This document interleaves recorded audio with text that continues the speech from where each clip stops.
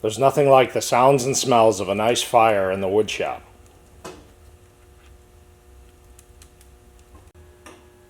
Hello everybody, my name is Jeff Heath. Welcome to my workshop, the Vintage Workshop.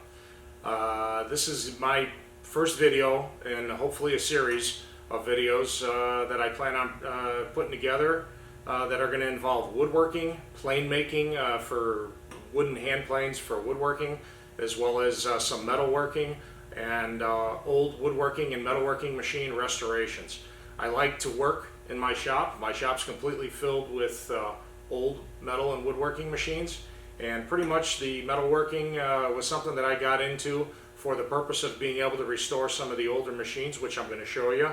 This is sort of an introductory video to just let you know what I plan on doing with the channel and what you're going to be seeing. I've got a lot of projects presently going on. I'm really right now in the middle of 4 different restorations, so I'll take you along with those, as well as we've got some upcoming woodworking projects going on for customers and for my house.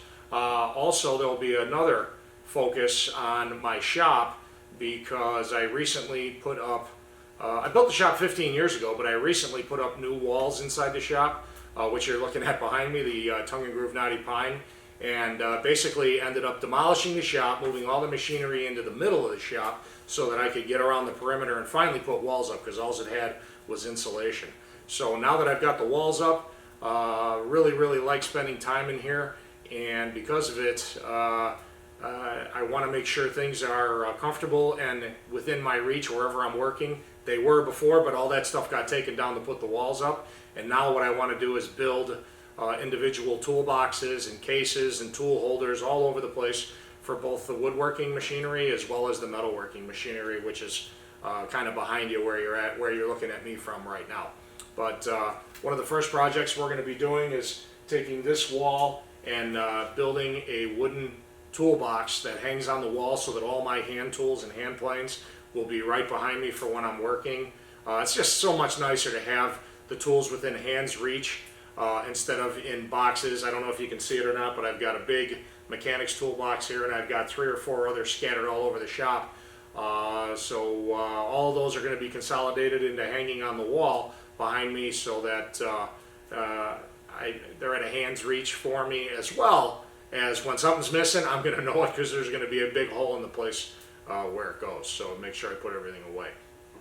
On top of that, we're going to be doing some plane making. I've got some orders. I actually sell hand planes, so I do have some orders presently for some hollows and rounds and a few bench planes, and 4 rabbit planes to go along with the hollows and rounds. So I've got 3 different customers that I'm making those for right now, so we're going to carry you along with that. I just milled up the stock and just waiting for it to move, settle out just a little bit, and then we'll finish it. We'll finish planing it to the correct size and thickness for the individual planes, and we'll show you how we do that. So right now what I'm going to do is, I don't want to give you a shop tour. My friend Keith Rucker did a shop tour on the shop not too long ago, and that's kind of what inspired me to do these videos. I had quite a few people who know me who contacted me via email or on the forum saying, hey, you got to do some videos. So that's what I'm going to try to do, so hopefully you'll like it.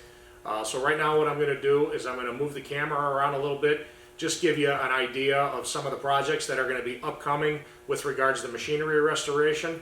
And also I'd love to hear from you in the comments below regarding what you'd like to see, because there's a lot going on here, and if you guys have any specific questions about any of the machinery, or if you want to see it demonstrated, or if you want to see something along the lines with specific traits regarding the woodworking, then certainly let me know, and we'll do the best we can to make sure that this is fun for me as well as fun for you guys too.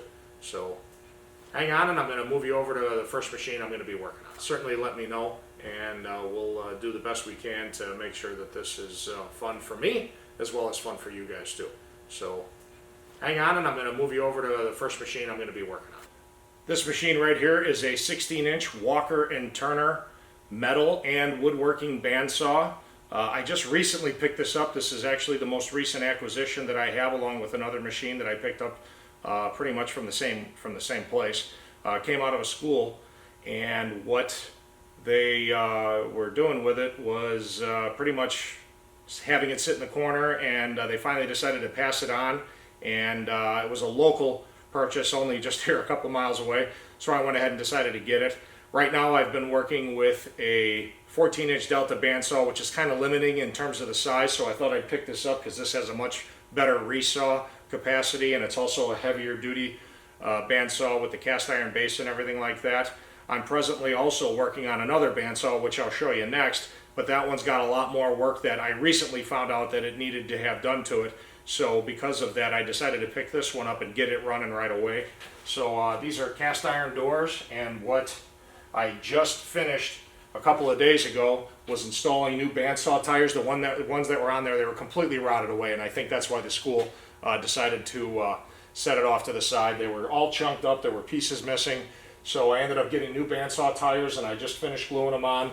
Sorry I didn't get a chance to show you that because my camera, which we're looking at through right now, hadn't gotten here yet, and I needed to get this going. So there's lots of YouTube videos. In fact, Keith Rucker on his channel did a really nice one on a Powermatic bandsaw a few years ago that you can certainly refer to. We've also got to put bandsaw rubber wheels on the 27-inch woodworking bandsaw as well. So when I get around to doing that, I will certainly have a video that I'll put up on that. So these are ready to go. They just need to be crowned and cleaned up, and then I'm going to clean up the machine. I've already gone through the bearings. The bearings are in good shape, so I'm just going to leave them for now. They're not making any noises. The machine runs good. I am going to change the wiring, get this thing ready to roll, and hopefully by the middle part of next week, this thing will be cutting wood because I actually need it for some of the plane making. I need to do some resawing, and the other Delta cannot handle the height of some of the resawing that I need to do, and this one will. So that's why it's first. The other bandsaw that I just mentioned previously is this Chicago Machinery. It's early 1900s, 27-inch woodworking bandsaw. You can see we got the upper wheel on here. These are steel rims that do not have any tires on them at all. Here are the new set of tires, and I will show that when we get around to doing this. I had purchased this bandsaw to hopefully get it put back together really quickly and have it be my main woodworking bandsaw because it's got a nice resaw capacity on it of roughly about 12 to 13 inches depending on how high I can get the guides up in the air, up on the bar here. But what ended up happening was I took apart the lower shaft and started investigating, and the old original shaft is all galled up and it needs to be remade, and it no longer fits well inside the hub of the lower wheel, which is sitting over there. I got all the parts off of it. The bearings seem to be in pretty good shape. They're Babbitt bearings, so no need to re-pour those. We just got to fix the shaft. What happened was the shaft is not keyed to the inside of the lower bandsaw wheel, and it was just being held on with a bolt, and over years and years and years of use and not taking care of it, whoever owned it just kind of let it go, and it's all messed up. So this is going to involve some metalworking. I've got a piece of stress proof ordered, and we are going to make a new lower shaft for this particular machine. And once we get the lower shaft installed and bushed to the correct size for the lower wheel, as well as get a setup for a belt drive with a motor on the back, we'll get it all put back together. This one I'm going to completely disassemble, get all the paint and everything off of it, clean it up, probably use some body filler on it, make it look nice, and give it a new life. Should last a long time. It's actually a really nice machine in terms of the physical condition. There aren't any broken parts, just a lot of missing ones that I'm going to need to, fabricate or find. So that'll be going on at the same time as soon as I get the other one up and running.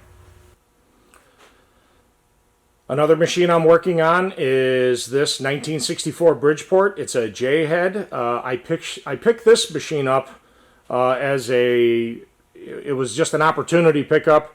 I went to look at an Oliver pattern maker's lathe that I was looking to buy, and it turns out it was a pattern maker's shop, and the guy had a whole bunch of machines that he had to get out of there in a big hurry because he was losing his lease, and literally had 4 days to clear out a pretty big shop filled with all kinds, basically 50 years in business of stuff, and he was literally getting ready to take this and a few other machines and throw them in the dumpster. So we agreed on a price. He had a forklift there, so he loaded it up on my trailer, and this machine had been sitting in a corner inside their shop where the roof had been leaking and the water had come through the ceiling and basically gotten inside the head. The spindle is actually in great shape, but all the top bearings for the drive assembly and especially the back gears were all messed up, so I've got it completely torn apart, and this project got stalled because of business, but I'm getting ready to take it up again, and I've actually got all the bearings and stuff in stock. They came in about a week ago, so it's ready to start going back together. But I think what I'm going to do before doing all that is completely take the whole machine apart and basically clean it up. It's just not been well cared for. There's not a lot of wear on it. The tables still have the original frosting as well as the ways on the knee and the saddle, but the machine itself, they just didn't take real good care of it. So I want to give it a good cleanup. I'm probably going to repaint it because I'm not really a big fan of this blueberry blue painting, which, several of the other machines, they were all painted the same color. But at any rate, this is another project that you will definitely see some videos on. The other machine I wanted to show you is a late 19-teens, between 1915 and 1920. It's a Baxter Whitney number 32 30-inch planer. I picked this machine up as another opportunity machine. I guess you could say I wanted to save it. This machine spent its entire life in a nearby lumber yard out in Rockford, Illinois, which is about 45 minutes. No, it's about an hour directly west of me, and they were no longer allowed to keep this shop inside their wood shop. This machine, excuse me. They were no longer allowed to keep this machine inside their workshop because they have employees, and the insurance company just flat out wouldn't allow all these open, even with the cages on, all the open belting and stuff like that was just deemed too dangerous, and they couldn't insure it anymore. The motor you see sitting in front of it is the original motor. For it, it's a big 15 horsepower. I mean, I'm a big, strong guy. I can't even budge the thing. I don't know what it weighs. It's got to weigh 500, 600, 700 pounds. But at any rate, we're going to get this machine completely back in, it's in good running order as well as good looking order. I like to paint them and, make them look nice as well. There's some rust on the bottom parts of this. This machine probably got rescued just in the nick of time. They had to actually get it outside of their climate-controlled shop and put it out in the barn. It was literally outside, under roof, but outside in an open-air environment where they store all their wood out underneath the overhangs. And that was going to really start wreaking havoc on the quality of the machine. So I'm glad I got it when I did. And once I get done with the other machines that I already showed you, then we're going to dive into this, and it's going to be a long tear down, restoration, check and replace whatever bearings need to work, and go at it from there. I also have the grinder for it because it's got 30-inch straight knives, so I got the grinder that goes on top, and we'll be able to grind the knives in place, and we'll be showing you some videos about how to do all of that. Presently in my workshop, I do have a well-equipped planer that gets the job done. I'm going to span over to it for you. It's this Powermatic 221D. It's a 20-inch capacity. I know it probably sounds like I'm spoiled, but I do have a sawmill that I didn't tell you about. I cut a lot of wide boards. I get a lot of lumber that's in the 23, 24, 25, 26-inch range, and I want to get into more slabs with that, and I got to be able to process it, and it's really as much fun as I love to be working with hand planes and stuff like that. I really don't want to be surfacing wide, long slabs of wood just by hand. It's just a lot of work, and I'm getting old. So at any rate, we're going to go ahead and get this running, and once we do, it'll definitely be a great addition to the Vintage Workshop.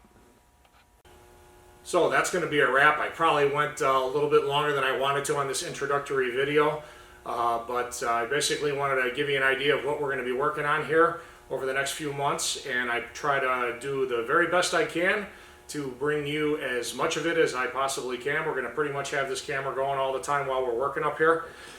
So with that in mind, thanks a lot for watching. Today is New Year's Eve 2016, December 31st, so you guys probably won't see this today, but I hope you all had a safe and happy New Year, And we will see you very soon with this video as well as more videos to come.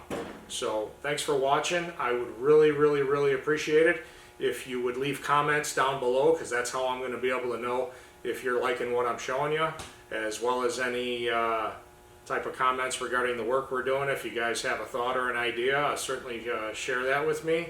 And if you have any questions about any of the tools or equipment you see or anything else you want to see, please let me know. And certainly subscribe to my channel, because there's going to be a lot more to come. Thanks.